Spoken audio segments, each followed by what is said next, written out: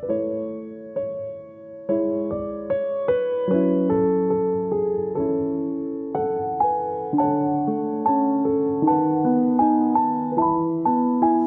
오늘 어린이 주일입니다. 오늘 어린이 주일을 맞아서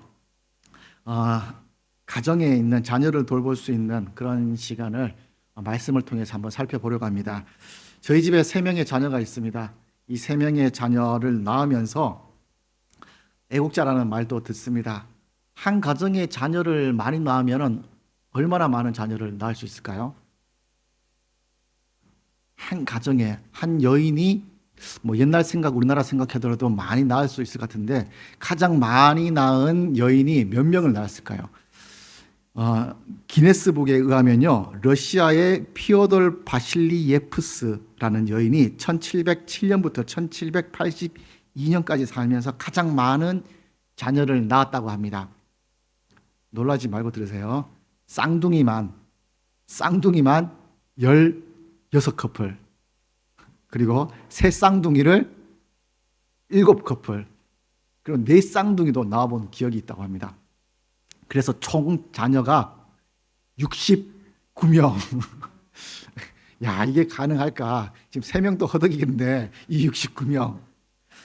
자, 이건 옛날 얘기예요. 1700년, 벌써 300년 전, 250년 정도 전의 이야기여서 완전히 이제 남의 얘기 같아요. 그러면 현재 오늘날을 살아가는 이때는 몇 명의 자녀를 두면 많이 낳았다고 얘기할까? 아니면 세계적으로 한 몇 명 정도가 되면 많이 낳았다고 얘기할 수 있을까요? 역사적으로 기록된 것만 볼 때 이렇게 한 20명은 낳아야 10등 안에 들더라고요. 10등 안에. 근데 오늘날 살아가면서 얼마나 많은 자녀를 낳으면 놀랄까라는 것을 보면서 이제 인터넷을 막 뒤져보다 보니까는 사람 많죠. 이게 어디 기업의 단체 사진이 아니라 가족 사진입니다. 가족 사진. 19명을 놓은 밥 더거씨와 미셀 더거씨 가족인데요. 결혼하고 나서 4년 만에 첫 번째 애를 낳으면서 그 다음부터 1년 반만 마다, 그러니까 18개월마다 한 명씩은 놓고 나와가지고 19명까지, 그리고 20명까지 낳았다는 기록도 이야기를 하고 있습니다. 이 자녀를 양육할 때 힘들겠죠. 가장 먼저 드는 게 우리 3명만 봐도 집에서 먹을 것이 쑥쑥 줄어드는데, 이 19명이면은 세탁기가 4대고 건조기가 4대고 냉장고가 볼 수 없을 정도로 이렇게 많고 그렇게 기숙사 생활하는 것처럼 살아가는데, 재정적으로 힘들지만은 이 사람들이 TV 프로그램 쇼에 나오면서 출연료로 인해서 그리고 많은 명성과 또 많은 부를 쌓게 되었다고 합니다. 그러면서 밥 더거씨 아버지는 이 인지도를 통해서 상원 의원까지, 아칸소 주에서 상원 의원까지 지냈던 경력이 있습니다. 이렇게 해서 시즌 17명부터 시즌을 시작돼서 17명, 그 다음에 한 명 더 나면서 18명으로 제목이 바뀌고 19명으로 또 바뀌고 20명까지 바뀔 뻔했는데 방송이 무산되면서 이렇게까지 시즌 방송은 마무리가 되었다고 합니다. 우리나라 무슨 다큐 프로그램에서도 한번 이렇게 나왔던 적이 있어요. 어떻게 생활하는지. 이렇게 이 자녀를 보면은 참 대단한 것 같아요. 그리고 저기 마지막에 나오는 그 부부, 특히 밥 더거씨는 크리스찬이고요. 그리고 특히 친례교 교인입니다. 그래서 이 부부에게는 학교를 가지 않고 홈스쿨링 하면서 이 자녀를 양육을 했고요. 그러면서 성경의 가르침을 철저하게 가르치려고 노력을 했다고 합니다. 그래서 오늘 본문 3절 말씀대로 여호와의 기업, 완전 대기업이죠. 대기업이고요. 그 태의 열매, 상급도 엄청 많았습니다. 그리고 4절 말씀처럼 수중의 화살도 많은 가정이 되었습니다. 이 127편, 시편 127편을 볼 때 제가 결혼하기 전에 본 느낌과 결혼하고 나서의 읽는 느낌, 그리고 자녀를 낳지 못할 때에 기도하면서 읽는 느낌, 자녀를 1명 놓고 2명 놓고 3명 놓고 지금 볼 때 또 그 느낌이 또 달라요. 그러면서 10년 전과 지금과는 너무 다르게 다가오는 느낌이면서 지금 3명을 낳은 입장에서 야, 나도 이젠 약간의 애국자구나, 약간의 기업은 조금 더 커졌구나 라는 생각을 하면서 이렇게 바라보게 됩니다. 오늘 시편 127편은요 솔로몬 왕이 지은 시입니다. 솔로몬 아시죠? 세상에서 가장 지혜로운 사람입니다. 그 지혜로운 사람이 인간의 언어로 자녀를 어떻게 양육하는 것이 좋은지를 알려주는 시가 오늘 본문입니다. 그럼 세상에 나와 있는 그 어떤 교육 방식, 그 어떤 지혜로 이렇게 교육해라 하고 하는 어떤 교육학적인 내용보다 더 중요한 이야기를 하고 있는 것이 오늘 본문이죠. 그러면서 특히 3절을 보더라도 자식들은 여호와의 기업이라고 이야기를 하고 있습니다. 오늘 제목입니다. 어떻게 자녀를 키워야 되냐? 제일 첫 번째 중요한 것이 자녀는 여호와의 기업이라는 것을 생각을 하고 양육을 해야 된다는 것입니다. 세상 기업도 잘 되기 위해서는 많은 수고와 노력이 필요하고 땀 흘리는 것이 필요합니다. 세상 기업도 그런데 여호와의 기업은 당연히 땀 흘리고 수고하는 것이 필요하고요. 거기에 더해서 하나님의 영적인 부담감도 느껴야 되고 그 영적인 부담감 안에서 자녀를 양육해야 되는 것이 우리 부모님들이 느껴야만 하는 어깨의 부담감이겠죠. 세상적인 부모가 느끼는 그 부담감을 우리가 페런털 포지션이라고 한다면 우리 믿는 자들에게는 패스토럴 포지션이 또 있는 거예요. 양육자로서의 위치가 있는가 하면 우리 믿는 자의 부모님께서는 목양적인 위치도 갖고 있기 때문에 우리가 느끼는 부담감은 더 커지겠죠. 자녀를 영적으로 인도해야 되는 부담감, 내 자녀이기 전에 하나님의 자녀이기 때문에 우리가 느끼는 그 부담감은 당연히 커질 수밖에 없습니다. 저희 부모님 세대를 한번 생각을 해보면요, 세상적으로는 지금보다 부유하지 못하고 부족한 것이 많을지도 몰라도 영적인 것을 생각하면은 우리가 지금 따라갈 수 없는 세대인 거죠. 우리가 부모님의 세대의 그 신앙을 보고 자라고 어떻게 하면 하나님의 말씀대로 살아갈까 하는 그 모습을 보고 자랐음에도 불구하고 지금 우리의 세대의 신앙이 부모님 시대의 그 신앙을 따라가지 못하고 있어요. 그런데 우리 자녀들이 지금 내 신앙의 세대를 보고 자란다면 어떻게 했어요? 지금보다 나을 거라고 장담하지 못하는 그런 삶을 우리가 살아가고 있죠. 그래서 우리 자녀를 영적으로 양육한다는 그 부담감을 우리가 가지고 말씀대로 살아가는 그 모습을 보여주지 않는다면 우리 다음 세대는 어떻게 될지 어느 정도는 짐작이 갈 겁니다. 그 부담을 갖고 자녀의 신앙을 양육한다면 분명히 하나님께서는 그 가정을 지키실 것입니다. 오늘 말씀을 보면은 3절 말씀에 보라라고 먼저 이야기를 합니다. 보이죠? 위에 지금 여기 3절 말씀을 써놨는데 지워졌나 봐요. 그래서 첫 히브리어는요, 저기 오른쪽에서부터 왼쪽으로 반대로 읽습니다. 그래서 첫 단어가 힘내 하면서 읽습니다. 힘내. 이것은 주목해 봐라. 우리 3절 본문에서는 봐라, 보라 이렇게 번역했는데 주목해 봐라. 강조하는 것이죠. 핵심이라는 거예요. 뭘 강조하느냐면요, 그 다음 단어가 할라트입니다. 할라트. 기업, 유산이라는 뜻이고요. 유업이라는 뜻이에요. 봐라, 이 유업, 이 여호와의 유업이 뭐냐라는 것을 보라는 거죠. 이것이 바로 자녀들이라는 것을 이야기하고 있어요. 그래서 중요한 단어를 앞에 쓰는 특징이 있는 히브리어예요. 그래서 봐라, 강조해서 주목해 봐라. 여호와의 유산, 여호와의 유산이 자녀다, 이렇게 표현이 되는 거예요. 그래서 이것을 시편이기 때문에 시적으로 약간 표현을 하면은, 이게 제가 전문가는 아니지만 약간 시적으로 표현을 한번 해보니까는 어순상으로는 이렇게 되더라고요. 주목해 봐라, 여호와의 유산인 자녀들을. 주목해 봐라, 상급이 되는 태의 열매를. 그러니까 뭐가 더 중요한 단어고 뭐가 더 강조되는 단어인 것이 눈에 어느 정도는 보이시죠? 이렇게 하면서 시적으로 표현하면서 우리에게 뭐가 더 중요한지를 강조를 하고 있어요. 봐라, 주목해 봐라, 뭐가 중요한지. 그러면서 주목해 보라고 하는 우리 자녀들을 한번 주목을 해봅시다. 우리 자녀들, 어떻게 여러분 댁에 있는 자녀들이 여러분에게 어떻게 상급이라고 표현을 할 수 있나요? 어때요? 예준이가 아니라고 그러는데 예준이 자녀가 그렇게 느껴지지 않는가 봐. 예준이가 생활을 잘 못해, 엄마 아빠 볼 때. 왜 그렇게 느끼지? 자, 부모의 입장에서 우리 자녀가 상급이라고 느끼면 다행인데 우리 집의 상급은 왜 이거밖에 안 되지? 라고 느낀다면 어떨까요? 그 귀한 자녀가 상급인데 우리 집의 자녀는 왜 이렇게 철이 없고 저 나이가 먹도록 왜 저 모양 저 꼴이야? 이런 생각이 먼저 든다면 어떻겠습니까? 남의 집에는 저 집 집사님에게는 막 금메달 주고 나한테는 왜 은메달, 동메달도 아니고 완전히 똥메달 줘가지고 이 정도 수준밖에 안 되는 상급, 이거 상급이 아니고 벌 아니야? 이렇게 생각한다면 그것은 우리가 어떻게 자녀를 양육했냐는 그 결과겠죠. 지금까지 뿌려놓은 우리의 노력에 대한 상급일 것이고요. 영적인 케어를 위한 우리의 노력에 대한 열매라는 것이죠. 그렇기 때문에 우리는 우리의 삶을 되돌아보고 우리가 신앙생활을 어떻게 해야 되는지를 돌아봐야 되는 것이 우리 자녀를 보면서 돌아볼 수 있을 거예요. 근데 또 오해 없이 들어야 되는 것이 자녀 없는 분들에게는 기업이 없다는 것이 아니고요. 많은 축복, 많은 기업 가운데의 하나가 자녀라는 것이 말씀드리는 거예요.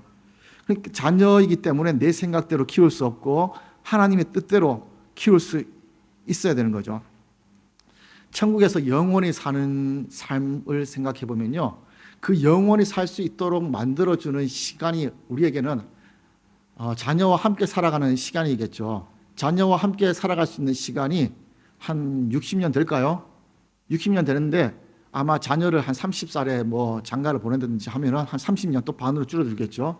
근데 그 30살까지 내 말 잘 듣나요, 자녀가?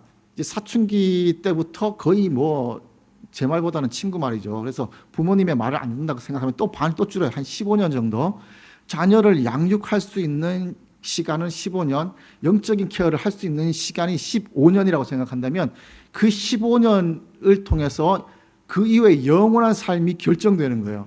그렇다면 한번 산술적으로 한번 생각을 해보세요. 산술적으로 생각해도 이 땅을 위해서 좋아하는 것을 15년 동안 가르치는 것하고 영원한 삶을 위해서 15년 동안 가르치는 것, 어떤 것이 더 이득인 것은 우리가 계산해보지 않고 생각해보지 않아도 당연하게 무언가를 결정해야 되는 것은 당연한 결과겠죠. 그래서 이 땅에서 좋은 것이 아니라 영원한 것을 위해서 자녀를 양육해야 되는 것이고요. 그리고 그것을 내 뜻과 내 생각대로 키우고 싶은 의지를 조금 내려 놓아야 되는 것이 우리 부모된 마음이겠죠. 부모된 마음으로서 우리 자녀를 잘 양육하고 싶은 것 당연하겠죠. 그래서 내가 못 이룬 꿈이 있다면 자녀를 통해서 이루고 싶은 생각도 있을 것이고요. 내가 못했던 것, 내가 하고 싶었던 것을 자녀를 통해서 하고 싶은 것도 많을 겁니다. 그걸 언제 보냐면요. 제가 아이들 데리고 장난감 사러 가면요. 제가 어릴 때 장난감을 못 사서 그런지 제가 어릴 때 갖고 싶은 그 장난감을 나도 모르게 우리 애들한테 세임아 이거 사. 자꾸 강요를 하더라고요. 그래서 집에 오면은 제가 더 잘 가지고 노는 것을 보면서 야, 이것도 이렇게 반영이 되는구나. 어떻게 하면 하나님의 뜻대로 키울 수 있을까? 어떻게 하면 자녀를 하나님의 뜻대로 키울 수 있을까?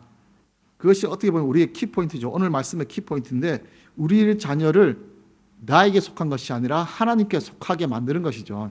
내 뜻이 아니라 하나님의 뜻대로 만들도록 하는 것.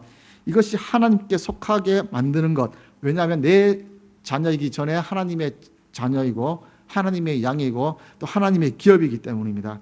이것이 똑같은 말이 계속 반복되는 것 같지만 우리 자녀가 어떻게 사는 것에 따라서 하나님의 뜻대로 살아가는 것, 이것을 우리가 알지 못하기 때문에 계속해서 같은 말을 하는 것이고요. 또 내가 어떻게 사는 것이 하나님의 뜻대로 사는 것인지를 모르기 때문에 그 뜻대로 못 살아가고 내가 하나님의 뜻을 모르기 때문에 하나님의 뜻대로 살아가는 것을 가르치지를 못하는 거예요. 그래서 옆집 아이가 영어 학원 간다고 하면은 괜히 우리 아이들 좀 뒤떨어지지 않을까 싶어서 영어 학원을 보내고요. 우리 아이가 뭐 태권도를 간다 하면은 우리 아이도 한 대 맞을까 싶어서 괜히 또 태권도 보내는 것이 우리 부모된 마음이겠죠. 옆집 아이가 하면 무조건 다 따라가는 것이 우리 부모된 마음이더라고요. 부족하지 않도록 가르치고 싶고 누군가에게 뒤처지지 않게 가르치고 싶은 마음이죠. 그래서 거기에 집중하는 거죠. 그런데 옆집 아이가 교회 간다고 너도 교회 가. 옆집 아이가 성경 공부하러 간다고 너도 이제 성경 공부하자라고 그 옆집 아이를 시심하는 부모님은 극히 드물더라고요. 오히려 성적 떨어지는 것에 대해서는 질투나고 하는데, 그래서 우리 성경 공부도 한번 시험을 쳐볼까 싶기도 해요. 그래서 시험 쳐가지고 점수가 낮으면은 조금 부모된 입장에서 조금 성경 공부 좀 많이 시킬까 모르겠어요. 그래서 친구를 이렇게 신앙적으로 자라는 친구를 만나는 것도 아마 우리에게는 복된 것 중에 하나가 아닐까라는 생각을 합니다. 저희 집에 큰아들이 초등학교 4학년이에요. 한국 나이로 11살. 이 세임이한테 세임이 친구 중에 새벽 예배 나오는 친구가 있어요. 그래서 학교 안 가는 날이면 꼭 새벽 예배를 오는데, 평소 같으면은 토요일 날 학교 안 가기 때문에 새벽 예배를 나와요. 그리고 지난주는 터움 방학이어서 지난주는 하루도 빠지지 않고 5일 동안 다 새벽 예배를 나온 세미의 친구가 있었어요. 이 친구가 새벽 예배를 나오니까는 세미도 덩달아서 자기도 새벽 예배 가겠다고 해가지고 5일 중에 이틀을 새벽 예배를 나왔어요. 그래서 친구를 잘 만나는 것이 참 복이죠. 여기서 끝이는 것이 아니라 이 친구가 성경을 또 많이 읽어요. 그래서 성경이 어디까지 읽었다라고 얘기하니까 또 이 세미가 조금 경쟁심이 발동하는지, 그럼 나는 더 많이 읽어야지 하면서 저 친구 따라가야겠지 하면서 이렇게 막 더 열심히 읽으려고 막 하더라고요. 부모된 입장에서는 참 이쁘게 보여요. 다른 세상의 뭐 영어 공부 이런 것보다 어떻게 보면 목회자이기 때문에 그것이 더 이쁘게 보이겠죠. 이 마음이 한때의 마음이 아니라 계속해서 하나님 앞에 서는 마음이 됐으면 좋겠어요. 처음에는 경쟁이든지 뭐든지 하는 마음일지라도 이것이 시작되고 습관이 되기를 바라고, 이것이 꾸준히 지속된다면 그것은 하나님 앞에 축복된 삶이겠죠. 이것이 아버지 된 입장에서 바라는 그 마음이 저한테는 있더라고요.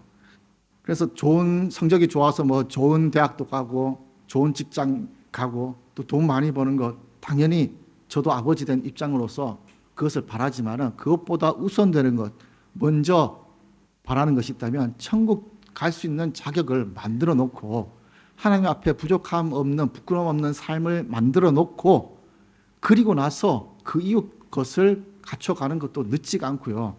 이것을 먼저 하면은 하나님께서 그냥 보고 계시지 않죠. 그 다음 것을 계속해서 하나님께서 공급을 해 주시겠죠. 그런데 이걸 알면서도, 부모들 입장에서 이걸 알면서도 잘 안 돼요. 괜히 어떻게 교육을 해야 된다 싶으면은 그 세상적인 교육 방식을 따라가는 것이 우리 인간적인 귀더라고요. 인간적인 마음에서 그렇게 귀가 더 열려 있고요.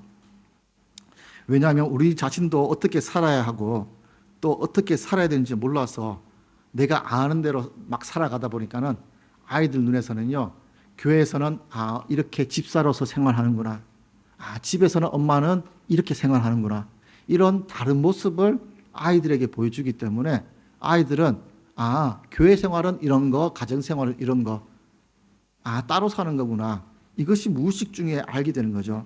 이런 이중적인 삶을 무의식 중에 배우면서 그런 무의식적인 삶을 따라가게 되죠. 우리 집에 둘째가 태어나고 셋째가 태어났는데, 둘째는 첫째 하는 거 보고 따라하고요, 셋째는 둘째 하는 거 보고 따라해가지고 애가 점점 많아지면서 어린애일수록 배우는 것이 빠르더라고요. 알게 모르게 습득하는 것이 있겠죠. 우리 자녀가 누구를 습득하냐면요, 가장 먼저 부모님의 신앙을 가장 먼저 습득하겠죠. 그래서 우리가 먼저 자녀들에게 잘 가르치고 신앙생활하는 것을 보여주어야 되는 거죠.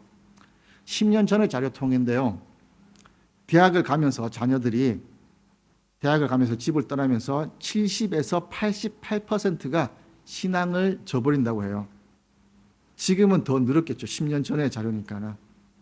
그렇다면 이것을 어찌 돌려서 얘기하면요, 70에서 88%의 부모님들이 신앙의 본을 제대로 보여주지 못한다는 것을 반증하는 통계가 될 수도 있는 거죠. 이거 잘 들으셔야 돼요. 두 번째 중요한 핵심 포인트는 뭐냐면요, 자녀들은요, 부모님을 통해서 신앙을 학습하는 것이 아니라 습득합니다. 습득. 학습이 아니라 뭐라고요? 습득이에요. 학습은 책이나 미디어를 통해서 어디서나도 배울 수 있지만, 이 습득이라는 것은요, 그냥 지식이 아니라 그냥 나도 모르게 스며들면서 내가 배우는 거예요. 무의식 중에 배우는 거죠. 무의식 중에 우리 부모님의 신앙을 배우게 되고요. 무의식 중에 내가 배우는 거예요. 이게 쉽게 보면 언어를 배우는 것을 보면 빨리 알 수 있을 것 같아요. 언어를 습득하는 것과 학습하는 것, 아무리 많은 것을 학습한다고 해도 습득하는 것을 따라가지 못합니다.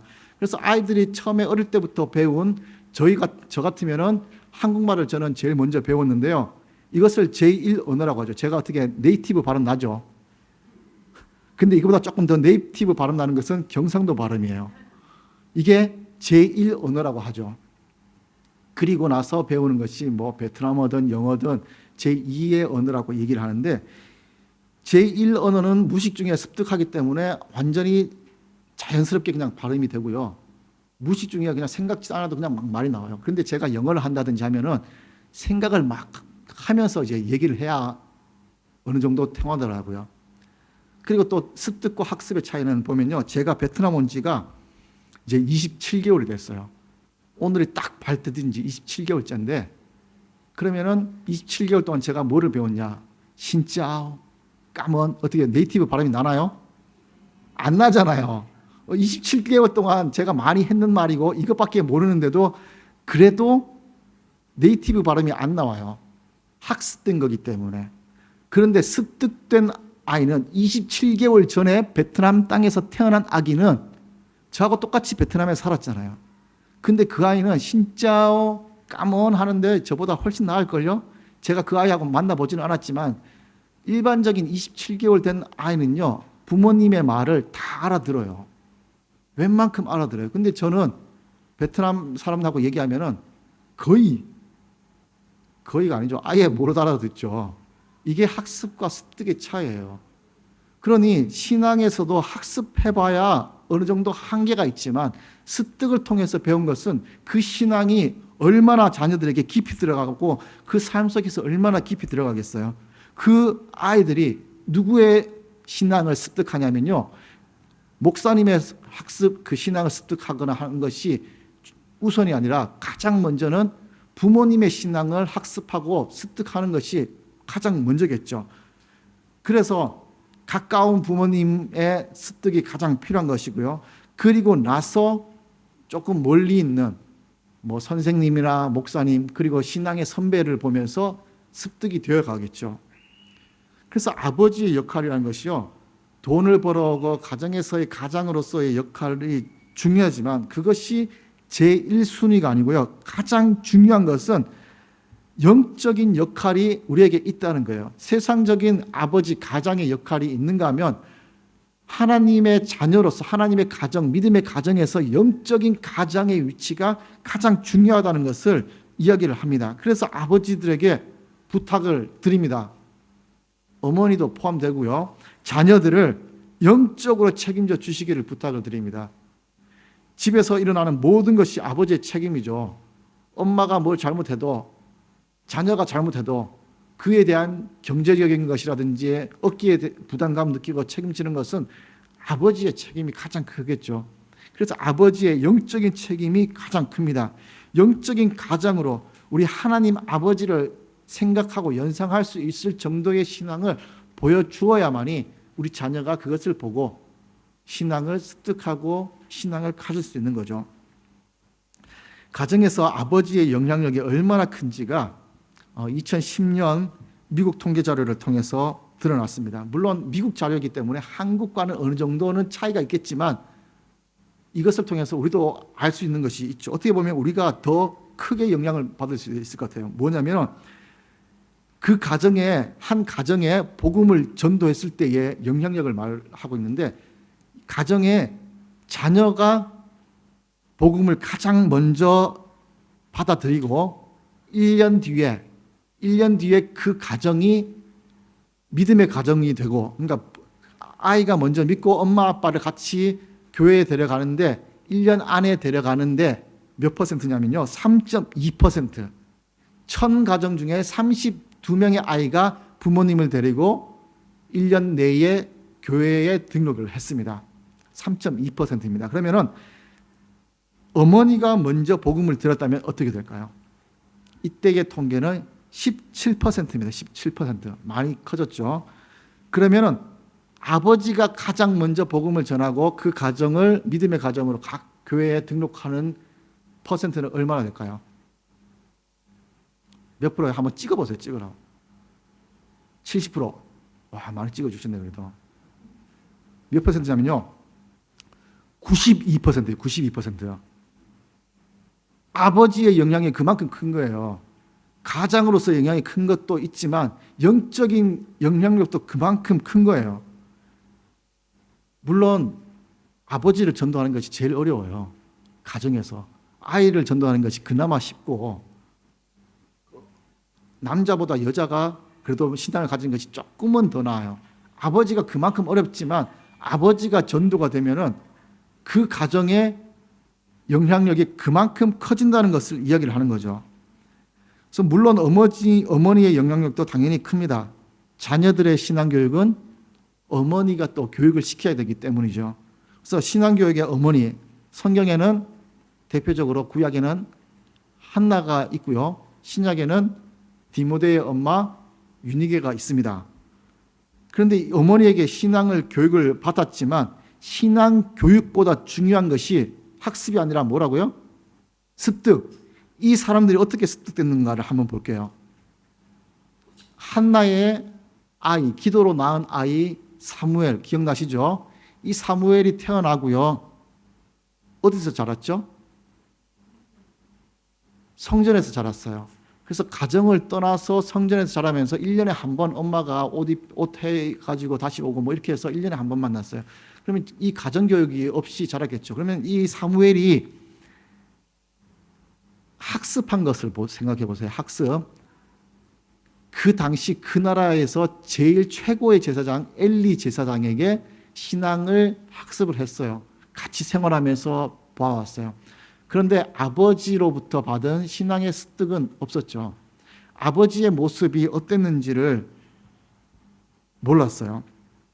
그래서 이 사무엘에게 있는 두 아들이 어떻게 영향을 받았냐면요. 사무엘에게 있는 두 아들 요엘과 아비야, 이 행실이 사무엘상 8장 3절에 나옵니다. 8장 3절 말씀을 제가 읽어보면요. 그의 아들들이 자기 아버지의 행위를 따르지 아니하고 이익을 따라 뇌물을 받고 판결을 굽게 하니라 라고 이야기를 했습니다. 네, 보지 말아야 될 것까지 다 이렇게 보고 행동을 했어요. 왜 이렇게 행동을 했을까? 사무엘은 아버지의 역할을 어떻게 해야 되는지 누구를 통해서 배웠을까요? 제사장을 통해서 배웠겠죠. 엘리 제사장을 통해서. 엘리 제사장이 자녀를 어떻게 양육했는지 기억나셔요? 엘리 제사장에도 아들이 있는데요. 홈리와 비느하스, 아주 유명하죠. 홈리와 비느하스의 자녀는 어떻게 했는가 하면 아버지에게 제사 지내러 오는 그 재물들을 먼저 빼돌려 가지고 먹고 방탕한 삶을 살았죠. 아버지의 역할, 아들의 자녀의 그런 모습들 어떻게 양육됐는지 아버지가 아들에게 크게 혼내는 것도 아니고 그냥 막 넘어가는 모습들이 성경에 보여요. 이런 아버지와 자녀와의 관계를 보고 습득했으니 사무엘이 자녀를 양육하는 모습이 어떻겠냐는 거예요. 이 정도로 아버지의 역할이 알게 모르게 필요한 거예요. 사무엘은 사역적으로는 하나님의 뜻대로 잘 했어요. 그런데 가정 사역은 어땠느냐는 거죠. 이것이 습득된 것을 어떻게 보여주느냐를 보여주는 단적인 예겠죠. 우리가 부모로서 자녀에게 신앙생활을 가르치고 학습시키는 것이 아니라 내가 생활하는 신앙을 그대로 전수를 해야 되는 것을 우리가 보게 됩니다. 우리의 사회가 대형화되어 가고 있습니다. 베트남은 좀 덜하지만요. 한국은요 벌써 동네 앞에 있는 작은 구멍가게는 대부분 문을 닫고요. 큰 그 마트를 갑니다. 차를 타고 가더라도 대형 마트에 가서 물건을 사고요. 전문화된 그 무언가가 아니면 동네 구멍가게들은 대부분 문을 닫고, 교회도 그래요. 동네 작은 교회는 대부분 문을 닫고요. 이름 되면 알만한 그런 대형 교회를 찾아가는 것이 한국 그리스도인들의 모습이고요. 그래서 전문화된 그 무언가가 있어야 돼요. 그래서 신앙생활도 전문화된 사람들에게 맡기기를 원하죠. 피아노를 가르치는데 피아노 전문가에게 가르치죠. 영어나 수학을 가르칠 때도 영어나 수학을 전문으로 하는 분들에게 가르치죠. 그래서 성경 공부를 하더라도 성경을 전문으로 배우신 목사님들이나 전도사님들에게 성경을 배우기를 원하고요. 예배도 전문적으로 예배드리는 교회에서만 예배를 드리려고 하는 것이 우리들의 신앙에도 똑같이 나타나더라고요. 가정교육 시키고 싶어요. 좋은 인성을 가르치고 싶어요. 그런데 내 인성을 보면은 내가 가르치기에 뭔가 좀 아쉬워요. 그래서 인성을 전문으로 가르치고자 하는 곳이 거기서 또 가르치고 싶기도 하죠. 그러니 가정에서 예배드리고 가정에서 뭐 신앙생활을 보여준다는 것 정말 어렵죠. 그래서 예배를 전문으로 드리는 교회에서 예배드려야지 무슨 집에서 예배를 드려, 이런 생각을 하는 것도 우리의 삶 속에는 나도 모르게 가지고 있는 생각일 수도 있어요. 자녀를 어떻게 키워야 될지, 또 다 큰 자녀를 어떻게 해야 될지, 머리가 다 컸는데 우리 자녀들 말을 해도 안 듣는데, 그런 부모님들에게 한 가지 대안을 드리면요, 가정 예배를 드리라고 말씀을 드리고 싶어요. 가정 예배는요, 알게 모르게 가정의 질서를 잡아줍니다. 아버지로서의 가장의 역할을 세워주고요, 어머니로서의 양육의 모습을 보여주게 됩니다.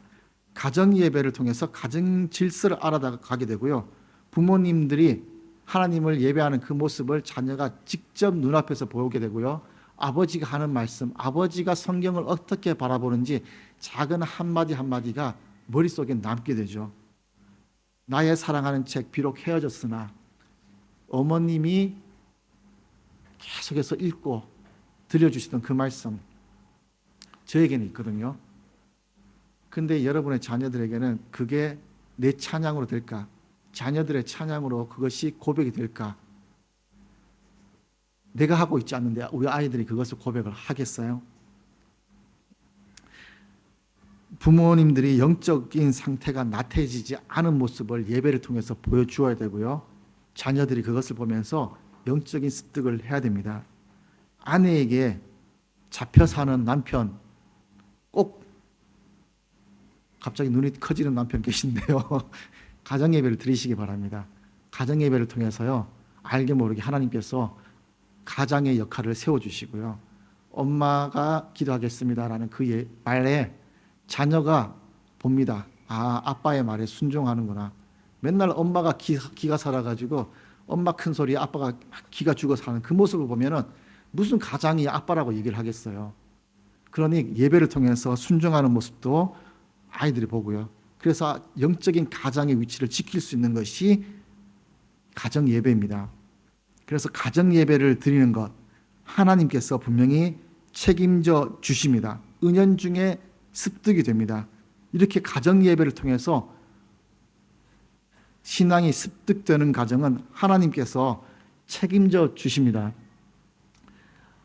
오늘 말씀 1절 말씀을 우리 다 같이 한번 읽어볼까요? 시작.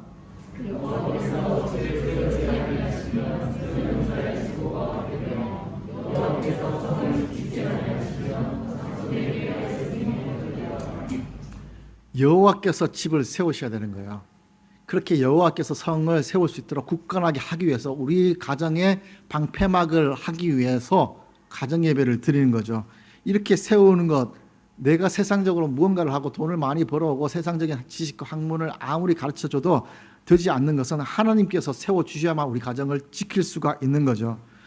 그렇게 우리가 세우지 않는다는 것, 가정 예배를 통해서 우리가 성을 아무리 세우는 것이 그 다른 것으로 세운다고 해도 하나님께서 세우지 않는다면 우리 가정의 성 무너질 수밖에 없는 겁니다. 제가 처음 보여드렸던 이 사진 기억나시죠? 17시즌, 18시즌, 19시즌까지 가면서 총 많은 몇 년 동안의 방송을 하면서 많은 사람들이 알고 유명세를 탔는 이 가정이 왜 20번째 아이를 놓으면서 방송이 무산되었냐면요, 자녀들이요, 큰 아이들, 자녀들이 성적으로 무너졌습니다. 결혼을 해서 자녀를 부모님을 따라서 7명도 놓고 많이 낳았음에도 불구하고 그 아들이 성적인 타락을 하고 성적인 추행을 하면서 성범죄자들에 대한 그 모습을 따라갔어요. 아버지가 상원 의원으로 있으면서 그렇게 주장했던 것이 성범죄자들에 대한 엄중한 처벌과 또 그에 대한 사회적인 그런 것들을 많이 이렇게 주장하고 말을 해왔었는데, 이 자녀들에 대한 그런 범죄가 드러났을 때는 아버지가 오히려 입을 막고 아무런 목소리를 내지 않았습니다. 그로 인해서 사람들이 마음이 이 사람들에게서 떠났고요. 많은 사회적 이슈가 되면서 다음 시즌 방송을 계획했지만, 촬영 다 해놨지만 방영할 수는 없었습니다. 한순간 무너지는 거죠. 순간순간 계속해서 성경으로 양육하고 여러 가지를 신앙으로서 잘할 수 있는 것들을, 많은 것들을 가르쳤음에도 불구하고 하나님께서 지키지 않는 것, 순간순간 그렇게 노력했음에도 불구하고 작은 실수가 어떻게든 들어갔을 때에 한순간 무너지는 것, 하나님께서 끝까지 지키지 않는 그 모습을 통해서 이 가정이 그 사회로부터 받는 지탄은 엄청났습니다. 성경을 통해서 학교를 가지 않고 성경을 통해서 학습이 되었을지라도 신앙의 습득이 바르게 이루어지지 않는다면 이 가정은 여호와께서 지키기에 힘든 그런 가정이 되는 거죠. 그래서 습득된 우리 가정을 하나님께서 지켜달라고, 우리 가정의 성을 하나님께서 지켜주시옵소서라고 주님께 간구하지 않는다면 우리의 가정도 어느 순간 넘어질 수 있는 가정이 됩니다. 그래서 우리 가정을 위해서, 자녀를 위해서 끊임없이 기도하며 하나님께 매달려야 되는 거죠. 제가 오늘 여러분께 3가지 말씀을 드렸어요. 어린이 주일을 통해서 자녀 양육에 대해서 3가지. 첫 번째가 우리 자녀들은 누구의 기업이요? 여호와의 기업이라는 겁니다. 하나님께서 우리에게 물려주신 유산이라는 거죠. 내 기업이 아니라 하나님의 유산입니다. 두 번째는 그 기업인 우리의 자녀들을 신앙의 학습이 아닌 무엇으로 양육해요? 습득으로서 양육해야 됩니다. 신앙은 학습이 아니라 습득입니다. 부모님 입장으로 하나님의 선한 청지기가 되어서 신앙을 하나님의 말씀에 따라 양육하는 모습을 보여주고 그 말씀에 따라 살아가는 모습을 보여주어야만 그 자녀가 상급으로서 하나님 앞에 설 수 있겠죠. 그렇게 습득된 신앙, 믿음의 가정은 하나님께서, 여호와께서 지키십니다. 신앙대로 살아가는 믿음의 가정, 하나님께서 분명히 세우시고 그 가정을 지키기 위해서 우리는 부모로서 기도하고 하나님 앞에 바르게 서는 모습을 계속해서 보여주어야 되겠죠. 오늘 말씀 가장 모든 것을 다 통틀어서 우리의 삶의 우선순위는 하나님이고요. 자녀들에게 알려주어야 할 가장 우선순위도 신앙이라는 것을 여러분에게 말씀을 드리는 겁니다. 부모로서 우리 자녀의 신앙을 생각한다면 부모된 우리가 먼저 바른 신앙을 가지고 그 신앙이 자녀로서 습득될 수 있도록 도와야 하고요. 이것이 가장 큰 유산이라는 것이죠. 하나님께서 주신 우리 가정 잘 돌보아서요. 하나님께서 세우시는 믿음의 가정, 하나님께서 축복하시는 믿음의 가정이 되시기를 주님의 이름으로 축원드리겠습니다. 기도하겠습니다. 하나님 감사합니다. 오늘 말씀을 보면서 솔로몬의 지혜를 봅니다. 우리 가정을 어떻게 지켜야 하는지, 또 부모로서 어떻게 신앙생활을 해야 되는지를 바라보게 됩니다. 하나님,